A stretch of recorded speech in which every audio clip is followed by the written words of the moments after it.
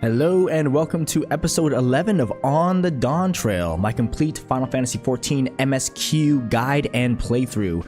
We had just finished A Realm Reborn, the entirety of 2.0 in the last stream, so moving now into patch 2.1, A Realm Awoken. There it is, the price of principles, the first MSQ for this area, or for this patch. Jump right into it.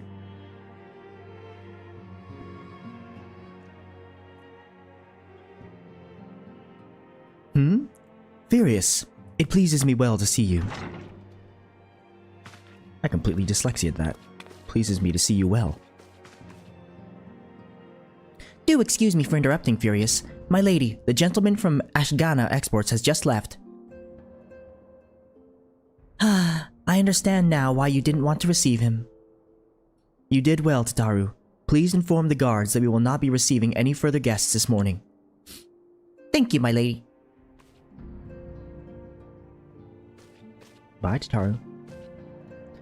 Ever since we defeated Gaius von Baelsar and destroyed his ultimate weapon, the eyes of the world have followed our every move, scarce remembering to blink. Where once we worked in secret, with precious few friends and all too many enemies, we are now besieged by benefactors, each one more eager than the last to offer us his complete support. A true embarrassment of riches. I mean, that's a good thing. Of course, every promise of patronage comes with a price. Some make their intentions known from the start, while others endeavor to engage us more subtly. Dress it how they will, the message is ever the same. We shall help you, but only if you help us. The gentleman Tataru spoke of was more brazen than most. In exchange for certain supplies, he would have us resolve a business dispute. Naturally, I refused him, and as I have every other merchant of his ilk. Alas, the Syndicate's overtures are not so easily rejected. When we formed the Scions of the Seventh Dawn, it was with the goal of serving Eorzea, not the interests of individual Eorzeans. Our neutrality is fundamental to our cause. In my heart, I know this to be true, and yet, if accepting these offers of patronage could empower us to do greater good, might they not warrant greater consideration? Our Baldessian colleagues have been generous beyond measure, but we cannot expect them to... Forgive me, I did not mean to burden you so. Yet, my urge to share this dilemma may not be wholly misguided. Might I impose upon you to consult the others? They are like to have their own opinions on this matter. Okay, getting some political intrigue here. Uh-oh. What is this blue quest? Hold on. A recurring problem. So, at the end of A Realm Reborn, there's this nice little cutscene where a giant roar rocked through Eorzea, right outside of, Silver Tear Lake with, Midgar Sormer. And that actually leads into the raid series for A Realm Reborn, where you fight Bahamut. And I think that quest that Minfilia has deals with that, but I'm going to skip it, because I don't need to do it as part of the MSQs. Recall you are meeting with the Admiral shortly after the Leminsons sent word of the summoning of Titan? Then mayhap you also recall my words to our host. I said unto Merlwyb that her people had broken their treaty with the kobolds, and that the beastmen had justly responded, that we had been called to intervene in a conflict which she herself had invited. I spoke, in short, the truth. And wherefore did I speak it? Because, owing no allegiance to Limsa, I felt no compulsion to allow the Leminsons to distort the facts to fit a narrative which justified their actions and absolved them of guilt. Upon this subject, Minfilia can expect a similar reply.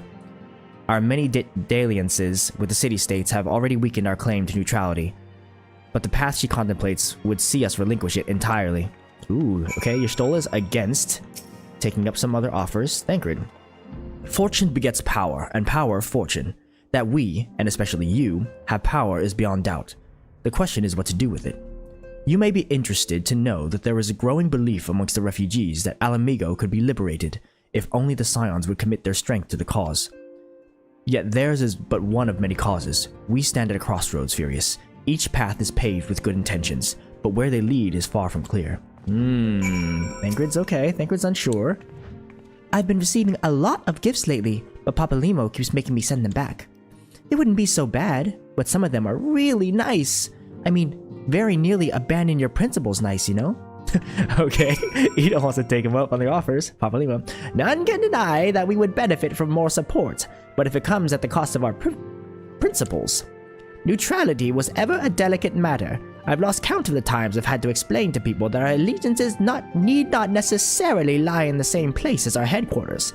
Mind you, if we are to sell our services for Gil, we might as well declare our fealty to Ul'dah now, and have done with it. I'm quite sure Ida would enjoy the bribes. Okay, Papalimo doesn't like it either. Euron J?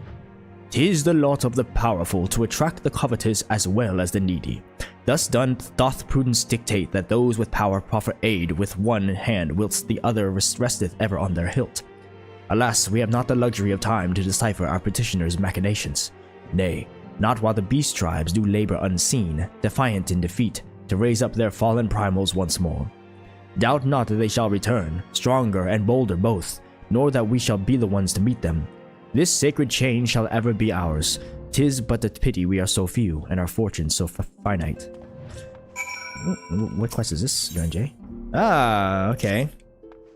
Euron J, that blue quest there, I'm pretty sure unlocks the extreme trials for all the primals. Alright, Alfino, what do you got to say?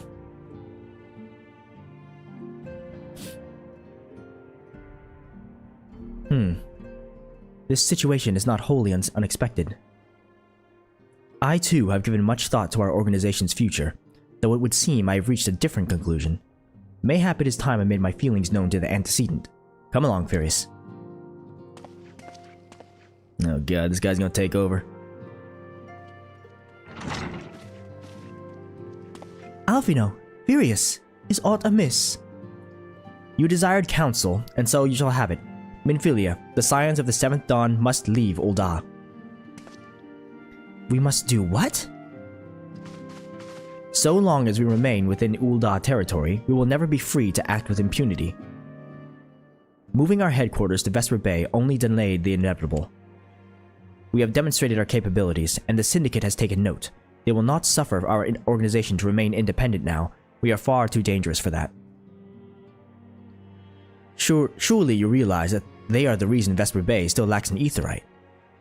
They know full well how beneficial one would be to our cause, which is why it and other favors will be denied us unless we cooperate. If Ul'dah is no longer suitable, where would you have us go? Experience has taught us that the appearance of neutrality is as important as the reality.